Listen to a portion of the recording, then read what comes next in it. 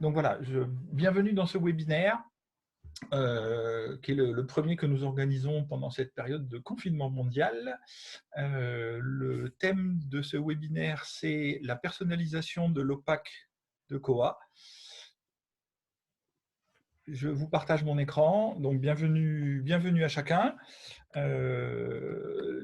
C'est Arthur Suzuki à qui je vais passer la parole dans quelques instants, qui va s'occuper de faire cette présentation, d'animer les choses, et moi-même, Paul Poulain, donc nous sommes tous les deux de Biblibre, moi-même Paul Poulain, je vais modérer la session. Durant la présentation d'Arthur va durer 25 minutes environ. Il va donc vous présenter un peu toutes les options qui existent pour personnaliser l'OPAC de Koha pendant 25 minutes. Pendant ce temps, si vous voulez bien, si vous avez des questions, des demandes de précision, mettez-les sur le chat par écrit. Et moi, je me chargerai de les rapporter à Arthur à un moment où ça sera pertinent, intéressant. En webinaire comme ça nous paraît un peu compliqué de laisser la parole à chacun. On est plus d'une trentaine, voilà, ça peut être compliqué, donc passons par le chat, on va voir si ça marche. Et après la présentation, il y aura une quinzaine de minutes d'échange, de questions-réponses, en passant par le chat si vous voulez, et puis on pourra tenter de passer par l'audio pour ceux qui préfèrent. Et puis notre session se conclura normalement à 11h15 environ. À l'issue de la présentation, on mettra tout ce qui va se passer maintenant et ce que je suis en train d'enregistrer, on le mettra sur YouTube ou quelque chose comme ça. Et puis, on vous enverra aussi probablement un questionnaire de satisfaction.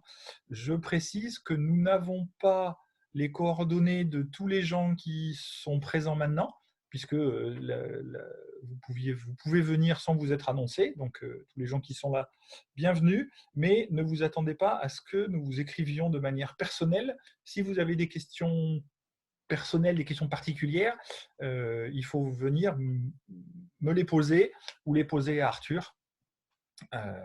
Et puis on verra comment on peut y répondre, si on peut y répondre. Voilà, j'arrête ma présentation et je passe la main à Arthur. Alors, Arthur, je déclare Arthur animateur. Voilà, et normalement, Arthur, maintenant, tu peux commencer ta présentation et partager ton écran. C'est parti. Eh bien, alors d'abord, bonjour à tous et à toutes. Donc pour ceux qui ne me connaissent pas, moi je m'appelle Arthur Suzuki. Ça fait à peu près un peu plus d'1 an maintenant que je travaille au support à Biblibre, essentiellement sur les produits Koha et Bokeh. Donc comme l'a dit Paul, moi je serai l'animateur, donc c'est moi qui présente, et Paul répondra aux questions sur le chat. Aujourd'hui, moi je vous présente rapidement comment personnaliser l'OPAC. Alors, je vais dire un truc tout de suite. Le but, c'est pas de rentrer dans le détail du langage HTML et CSS. D'une part, parce qu'en 1 heure, on n'a pas le temps.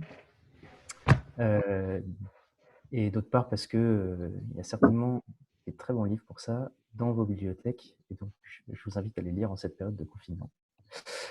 Ce que je ne peux pas aller dans la bibliothèque. Eh oui, c'est tout le problème. Ce que je vais présenter, c'est plutôt en fait comment appliquer de manière pratique ces connaissances qu'on peut trouver par ailleurs sur un OPAC Koha. Plusieurs utilités. La première à laquelle on a pensé, c'était vous avez certainement besoin d'alerter vos usagers sur le fait que vos bibliothèques sont fermées, enfin, dans des conditions exceptionnelles, on va dire, de cette période de crise. Et donc, on s'était dit que faire un webinaire pour présenter comment le faire, c'était une bonne idée. Donc, je vais partager mon écran. Ah, Paul, je n'ai pas la possibilité de le faire. Il faut que tu actives mon partage d'écran. Voilà, ça y est, c'est fait. OK.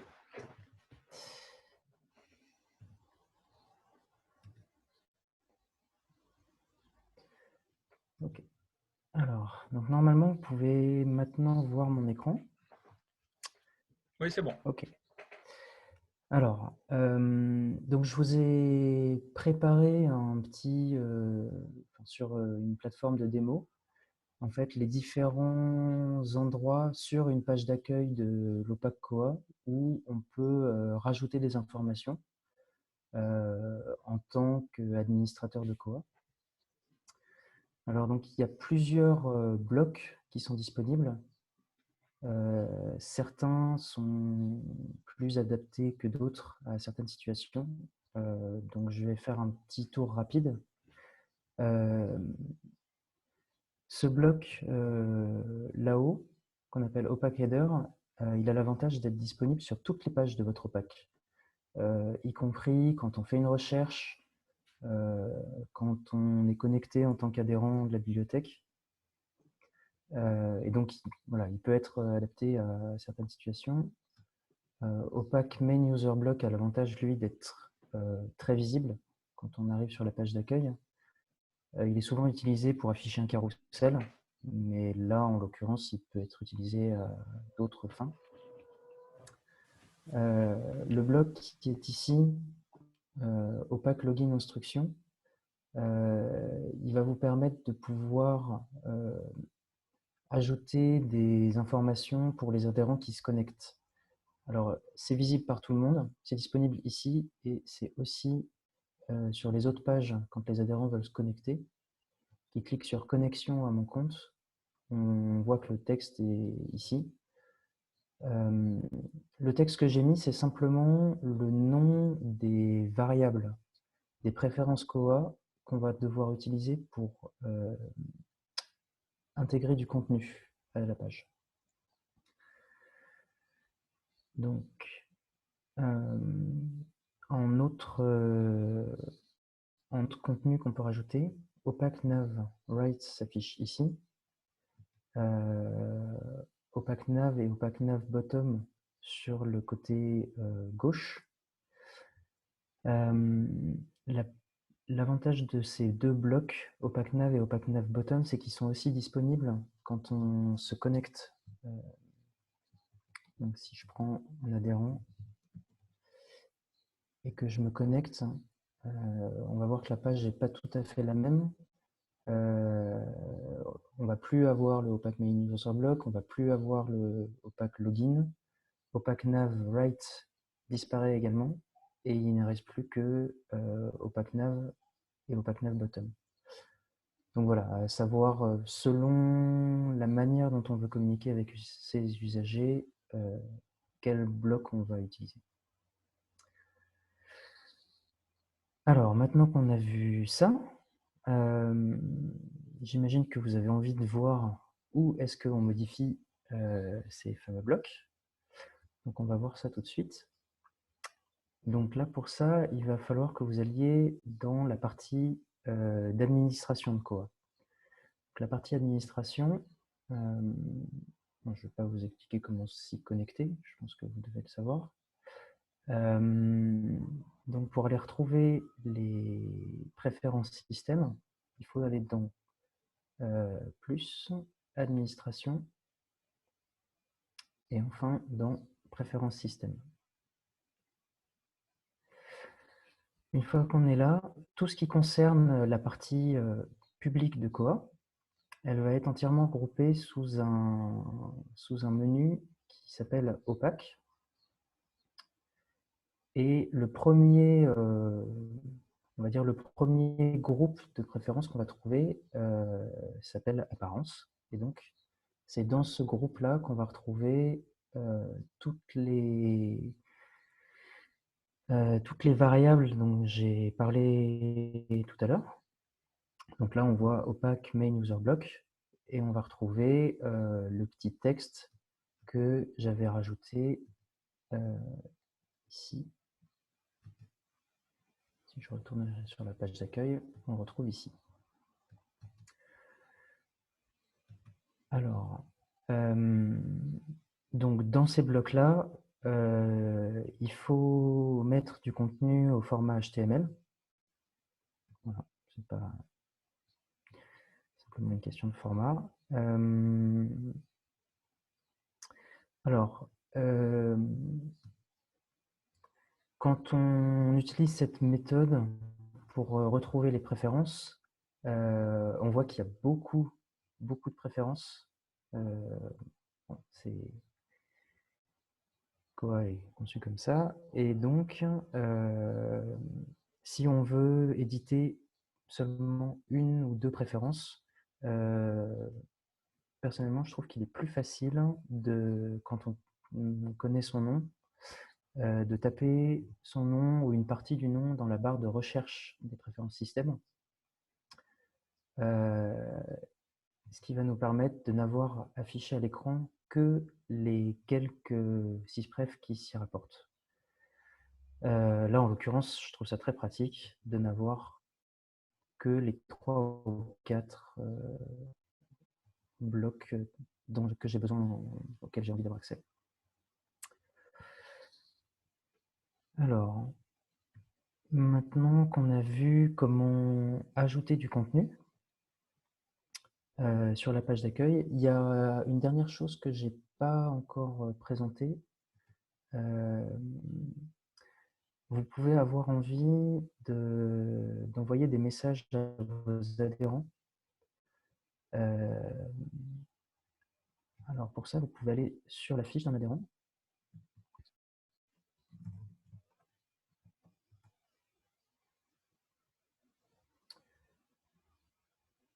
Et ici, il est possible d'ajouter un message. Alors, on ne peut pas mettre du code HTML ici, mais ça reste un moyen d'informer vos adhérents. Malheureusement, il n'existe pas encore de moyen d'envoyer un message en masse à tous les adhérents via cette fonctionnalité.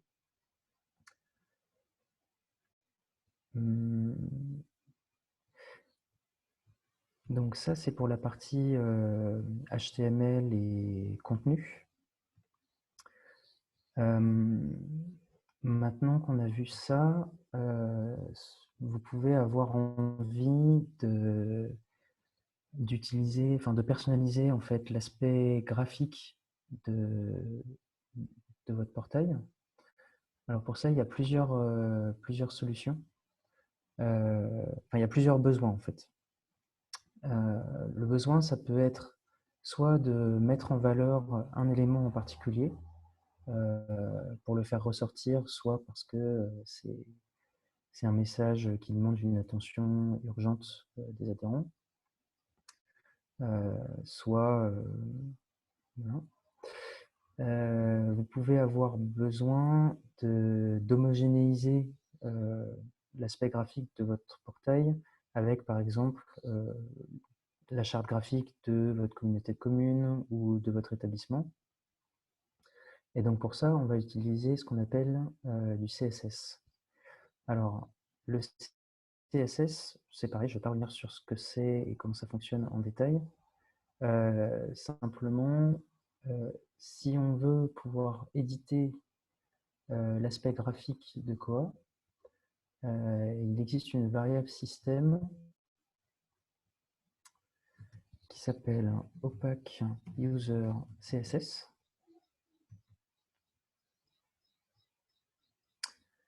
Et avec laquelle on va pouvoir personnaliser l'aspect de nos pages. Alors, il faut bien prendre conscience que tout ce que on réalise quand on touche à ces variables de système, donc si vous avez une instance de test, c'est mieux de le faire sur une instance de test. On a aussi une instance de démo chez Libre. On a les sandbox du libre. Et donc, je vous invite à être, à vraiment être prudent sur l'usage de ces préférences et à bien valider le fonctionnement de vos contenus en test avant de l'appliquer sur votre production. Quand on n'a pas d'instance de test Et si pour une raison ou pour une autre, vous ne pouvez pas ou ne voulez pas utiliser les instances de test de livre libre, il est possible de tester un certain nombre de choses directement en utilisant des outils qui sont fournis par Firefox. Alors, j'espère que vous voyez mon écran. Oui, c'est bon, on voit. Ok. Donc, je vais peut-être le refaire pour ceux qui n'ont pas vu. Quand on veut modifier ou voir le code source d'un élément, d'un bloc de la page, on peut simplement faire un clic droit dessus. Et là, dans Firefox, on a un menu qui s'appelle « Examiner l'élément ». Et donc, quand je vais sur « Examiner l'élément », je vais voir, d'ailleurs, on voit que quand je passe la souris sur une partie du code source, ça surligne dans la page le bloc de contenu qui est concerné. Et donc là, par exemple, si je veux tester des modifications, simplement, je peux donc dans cette partie qui est à gauche, on va pouvoir modifier le style d'un élément. Je ne vais pas revenir sur la syntaxe de CSS, mais simplement, si je veux colorer le fond en rouge, c'est un peu violent, mais c'est simplement pour présenter le principe. Donc, ça permet de tester un certain nombre de choses. Là, on voit par exemple qu'il a modifié donc, ce qu'on appelle l'attribut style de ce bloc pour ajouter la couleur de fond. Donc ça, c'est des modifications qu'on peut ensuite aller reporter, si on veut qu'elles soient permanentes, c'est des modifications qu'on peut aller reporter dans la variable système.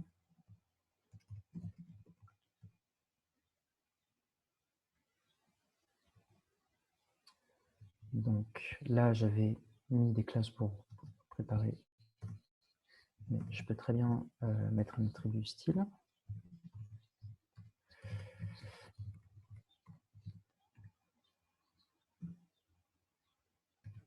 Voilà.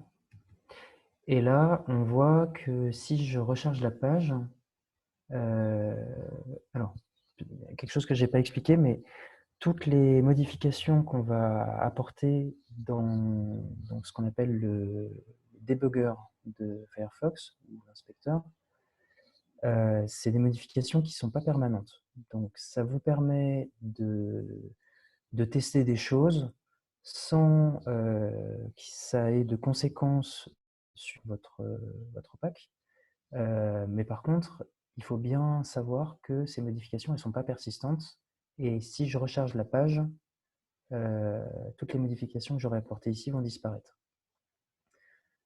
Là, j'ai appliqué ces modifications dans le code qui est dans la variable. Et de ce fait, la modification sera maintenant persistante. Je vais faire un petit point donc, sur CSS. Là, on voit que j'ai ajouté une classe qui s'appelle Custom. Je l'ai ajoutée à tous les blocs en fait, que j'ai rajoutés ici. Et donc, si je veux homogénéiser l'aspect de tous les blocs que j'ai rajoutés moi-même,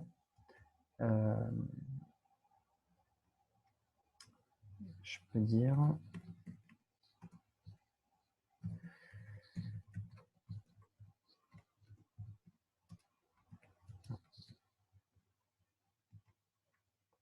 ça, c'est une modification qui sera persistante parce qu'elle est dans les variables de Koa.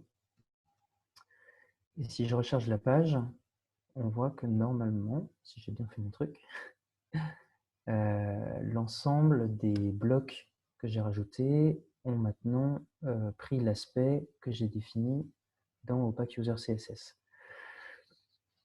Alors, je dis tous les blocs que j'ai rajoutés, c'est pas tout à fait exact. C'est tous les blocs que j'ai rajoutés auquel j'ai mis la classe custom. Ici, par exemple, on voit que OpacNav, qui est du code que j'ai rajouté, j'ai pas mis la classe custom, c'est un oubli de ma part. Mais du coup, les modifications qui concernent tous les éléments qui ont la classe custom ne s'appliquent pas à OpacNav. Voilà, ça permet de faire un petit rappel de CSS au passage. Donc ça, c'était pour la partie CSS. Il y a un dernier aspect. Arthur, Oui. Arthur, juste une précision pour tout le monde. Là, tu viens de montrer la personnalisation de classes CSS de Opac Header, etc. Mais toutes les classes CSS peuvent être personnalisées. Donc, si on veut changer le design du chercher, du recherche avancée, voilà, toute l'interface peut être personnalisée. Là, par exemple, on voit que tout le bloc central, il a un ID logged in, et donc on peut vérifier, en fait, faire un clic droit sur n'importe quel élément d'une page, chercher,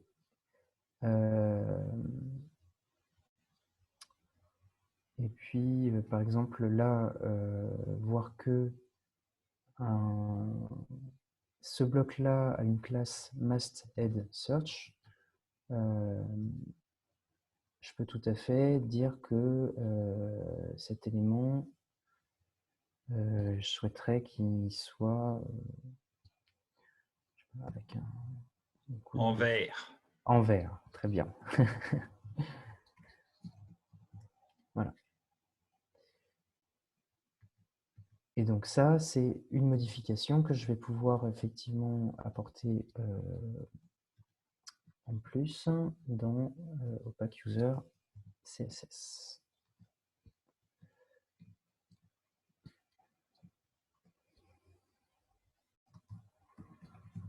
Instant search head.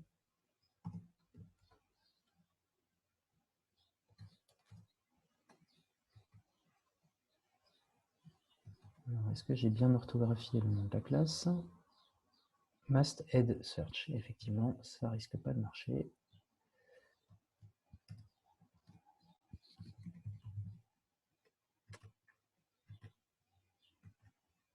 Voilà, donc les modifications que j'avais faites dans l'éditeur de style, je les ai rendues permanentes en les enregistrant dans la variable de Koa.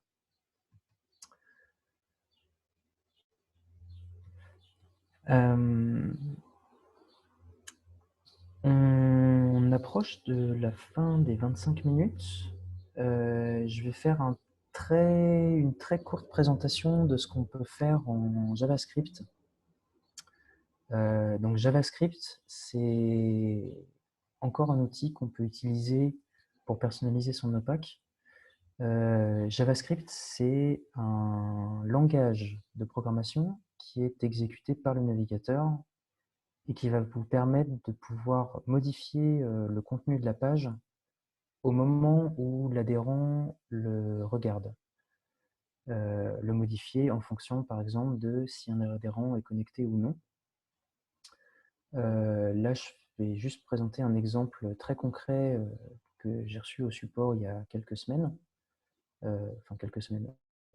en début de confinement,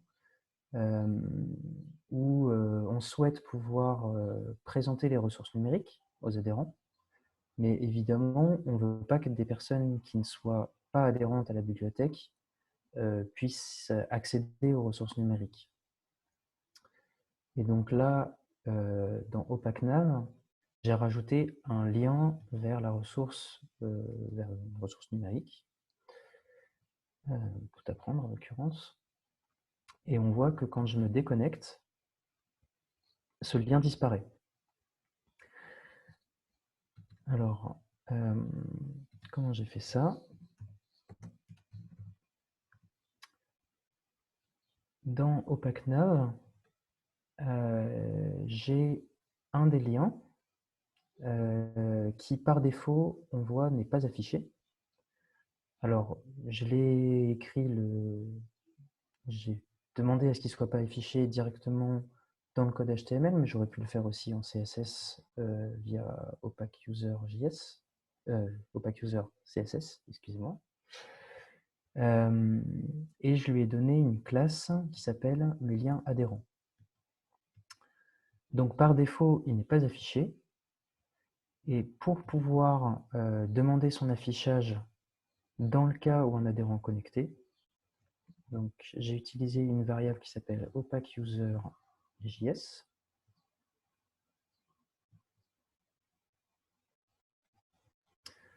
Donc cette page, elle vous permet d'incorporer en fait vos propres petits programmes dans Koha. Et là, ce que j'ai souhaité, c'est si dans le header, alors c'est un peu pas évident à lire, mais si dans le header, il y a le login de l'adhérent, je vais vous montrer tout de suite comment je retrouve ça.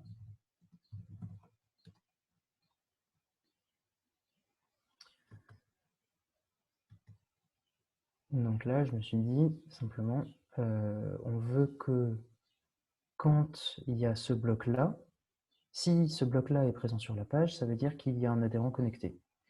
Si l'adhérent est connecté, alors en ce cas, je vais récupérer le bloc qui s'appelle mes liens adhérents, qui est la classe mes liens adhérents, et je vais lui demander de s'afficher. Et là, on voit bien que c'est le bloc donc, il y a une classe mes liens adhérents qui s'est affichée, c'est-à-dire qu'il y avait display none, donc on ne peut pas s'afficher, et on voit que cette partie-là a disparu. En fait, le code de voilà, JavaScript a modifié le code de l'OPAC.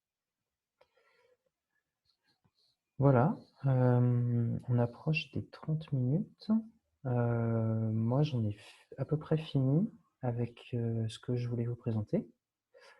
D'abord, j'espère que ça vous a plu. Et puis ben, je vais vous laisser la parole à vous et à Paul pour, voilà, pour un moment d'échange si vous avez des questions.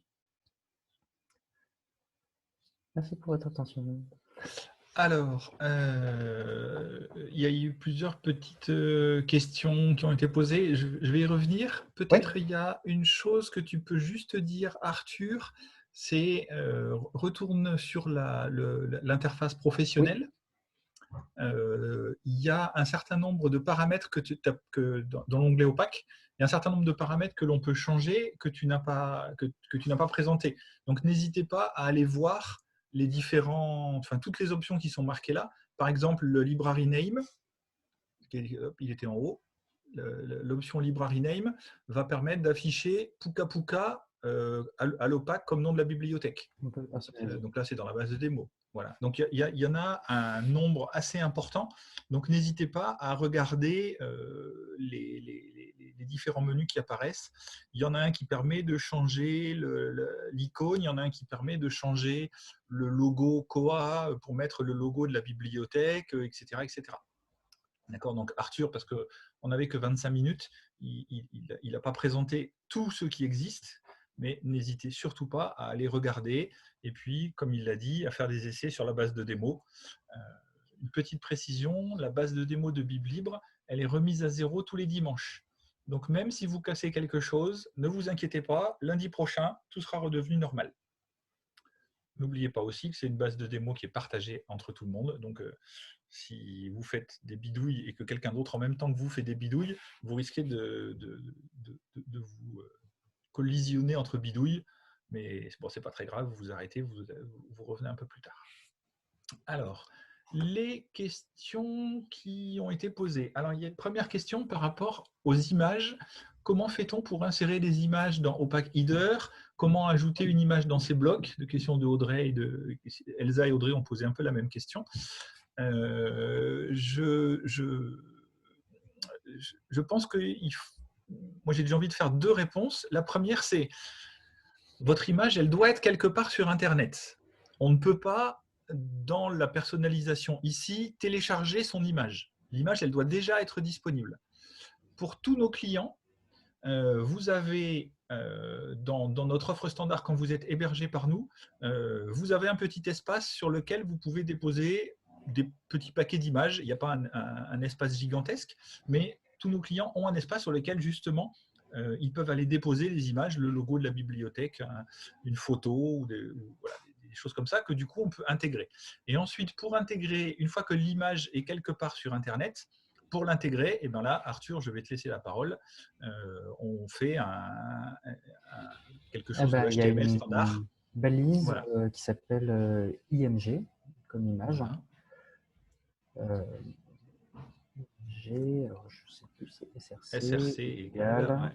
Et puis là, l'adresse de votre image. Donc, par exemple, si on veut récupérer, je vais prendre simplement cette image-là, ce qui est plus simple puisqu'elle est déjà là. Non.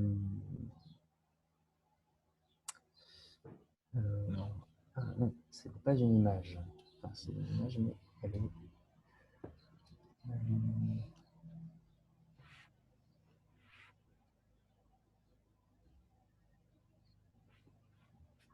Non, sinon je peux prendre une image sur Internet.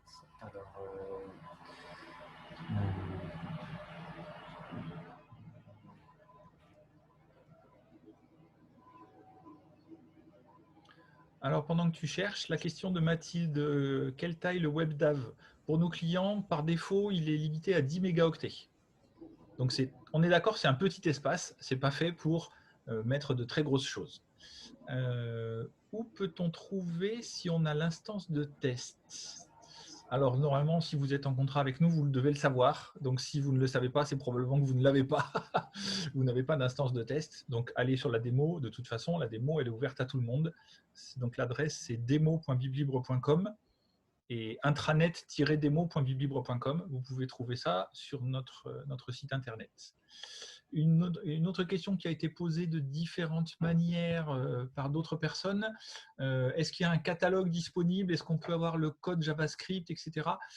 Alors, sur le wiki communautaire, il y a ça, une librairie d'exemples JavaScript. Je me demande si sur coafr.org, Koala n'a pas commencé aussi à en mettre quelques-uns. Il n'y a pas concernant les personnalisations, je crois. Il y a des rapports SQL. Je sais qu'il y a des rapports SQL. Oui, mais il me semblait aussi qu'ils avaient commencé à mettre... Non, je me trompe, je ne le retrouve pas en tout cas.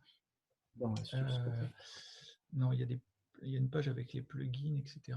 Et là, je suis en train de chercher sur le wiki si je trouve... Alors, je sais que régulièrement, dans les formations qui sont délivrées par Koala, il y a des formations CSS, JS, personnalisation. Ouais, mais là, la question c'était, est-ce qu'il y a une librairie, tu sais, comme il y a actuellement une librairie de requêtes SQL dont on peut s'inspirer, je sais qu'il y a quelque part, mais je ne sais plus vous dire où comme ça, un certain nombre d'exemples de scripts JavaScript utiles qui permettent notamment d'afficher un carrousel, qui permettent des choses comme ça. Et du coup, vous pouvez commencer en faisant du copier-coller et puis vous en inspirer. Il y avait une des Sinon, questions qui était... hésiter peut-être à envoyer un email sur Koa Info. Ouais, sur la liste info. Ça existe. Là, comme ça, je ne sais plus vous dire où. Ça existe. Isabelle Cornet demande s'il y a des modèles tout faits de feuilles CSS pour Koa. Alors là, la réponse, elle est très très simple. Vous allez sur n'importe quel opaque de Koa et vous pouvez très facilement récupérer la CSS de vos collègues. Qui c'est qu'on pourrait prendre comme exemple? Arthur, tu as une idée d'un exemple de quelqu'un qui a un opaque un peu sympa? Eh bien, il y a BDP 64. Si je retrouve leur. Quoi, c'était le 64? Ouais, c'est le 60. Voilà. Ouais, Mediatek le 64, voilà, c'est ça. Voilà. Mais c'est l'opaque. Catalogue. Le 64, c'est ça. Parce que justement, ils ont un bokeh. Alors, ce qui Voilà. est curieux, c'est que c'est une bibliothèque qui a un portail, qui a bokeh, mais qui a quand même personnalisé son catalogue Koha. Voilà. Et donc là, vous êtes sur un opaque Koha. Et donc, pour voir la CSS qui est utilisée, Examiner des éléments. Allez dans éditeur de style. moi, Là, je pensais on même voit- pas à ça. Je pensais à chercher la CSS, montrer comment trouver la CSS qu'ils ont utilisée. Alors, quelle règle pour un élément, tu veux dire? Non, non, non, non. La CSS, il y a une déclaration quelque part. Il doit avoir fait une CSS personnalisée. Elle doit être accessible Alors, quelque c'est part. dans Aide. Voilà, probablement dans Aide. Par contre, est-ce qu'ils ont un fichier personnel? Non, je crois qu'ils ont tout fait dans Ah, Opaque ils ont. User. Ouais, mais alors du coup, le opaque user CSS, il est quelque part Alors, ici. Voilà, et il me voilà. semble que- Ça doit être ça, non? ouais. Voilà, header, bannière, connexion utilisateur. Voilà, donc c'est tout ce qu'on va retrouver dans.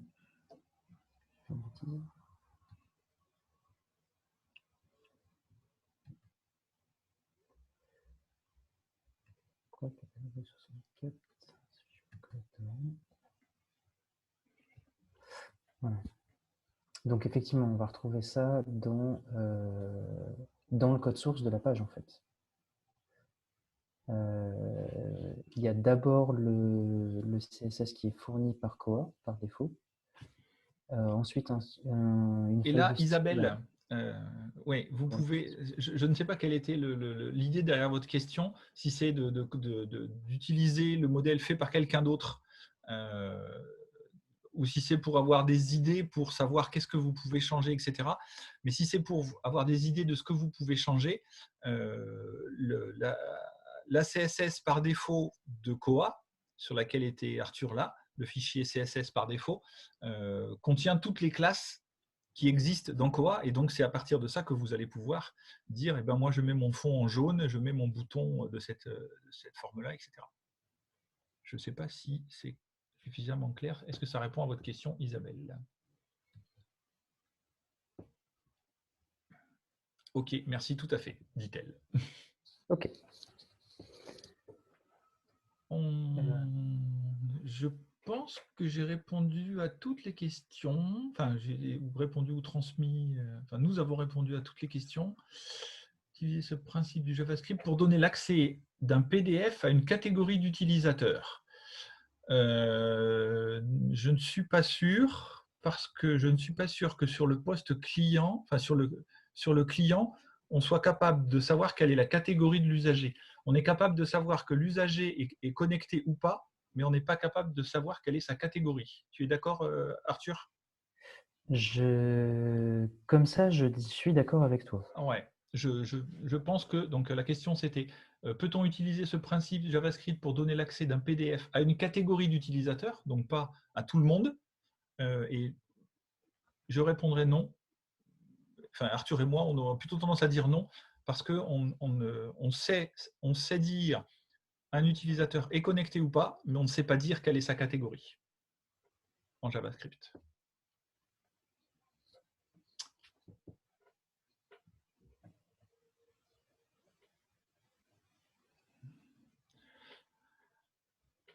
Il n'y a plus de questions?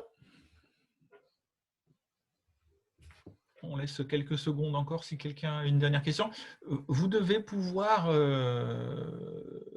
récupérer le micro si certains ne sont pas à l'aise avec le chat. Récupérer le micro et poser la question par oral. Normalement, on n'a pas interdit de récupérer le micro. Oui, il vous reste à tester tout ça. Bon courage, Isabelle. En général, au début, on galère un peu. Hein. Bien.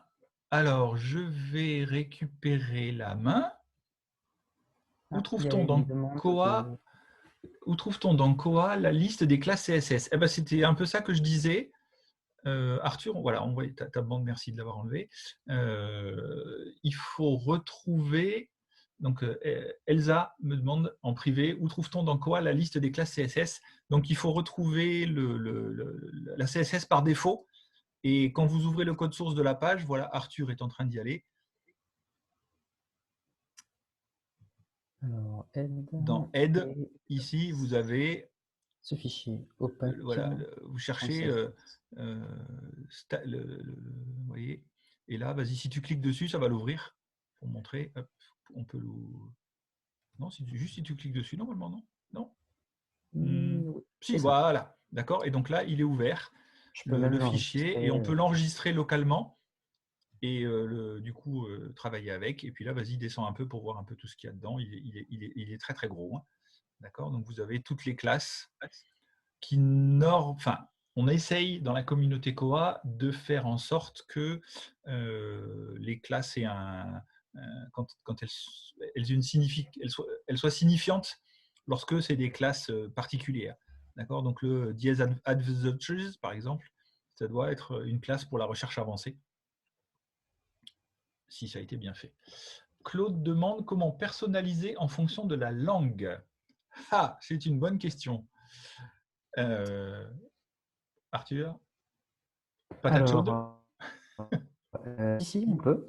On peut, parce que il y a un attribut langue dans la page HTML, et donc je pense qu'on doit pouvoir écrire des règles qui se rapportent à la version française ou anglaise ou des calendes grecques de l'anglais. Ou arabe pour Elsa qui est libanaise. Tout à fait. Alors là, c'est un autre défi parce que ça oui, se après, fait, oui. si je me trompe Ça pas, ferait de droite à gauche et de gauche à droite. Oui, oui, c'est une autre paire de manches, effectivement.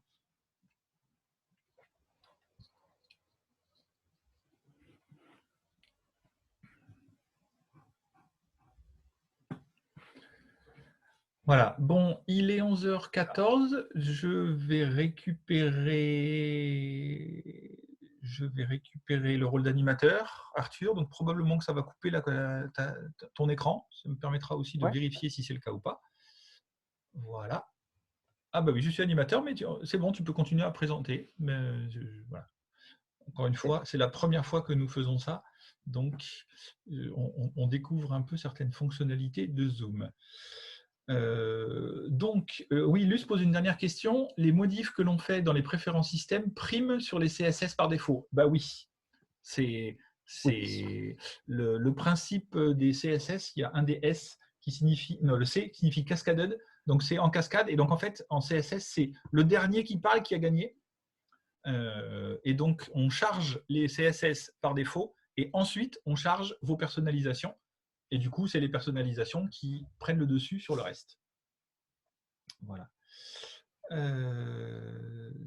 Je vais tenter de partager.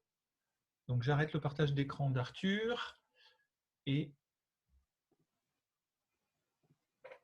je vais conclure notre petite session. Donc, en remerciant, vous étiez 35, donc c'est cool. On ne savait pas trop combien il y aurait de personnes. 35, c'est génial. Ça nous donne envie, enfin, moi, ça me motive pour qu'on continue et qu'on fasse tous ceux qu'on avait prévus. Et puis, qui sait, peut-être après le confinement, on continuera encore un peu. Donc, la semaine prochaine, même lieu, même heure, même jour, on vous parlera des nouveautés de Koa.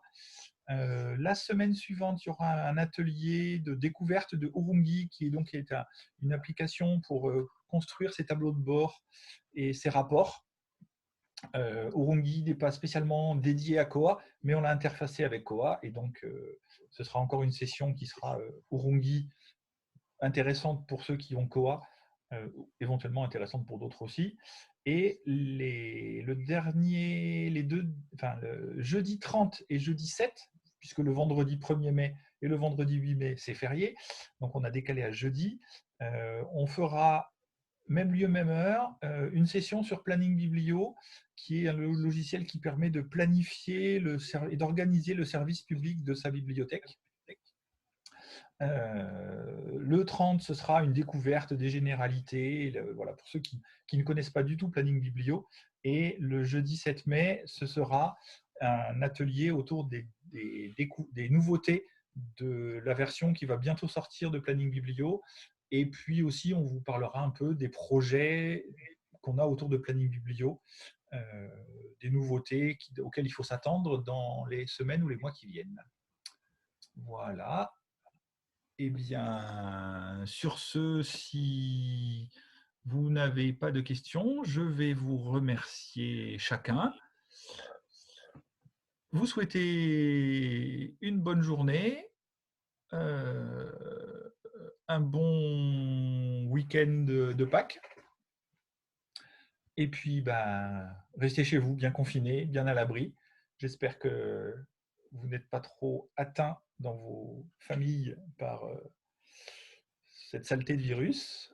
Et puis, rendez-vous la semaine Bonne prochaine pour lecture. ceux qui ont envie. Pardon? Je dis bonne lecture. Bonne lecture, voilà, c'est ça. Allez, au revoir à chacun. Au revoir.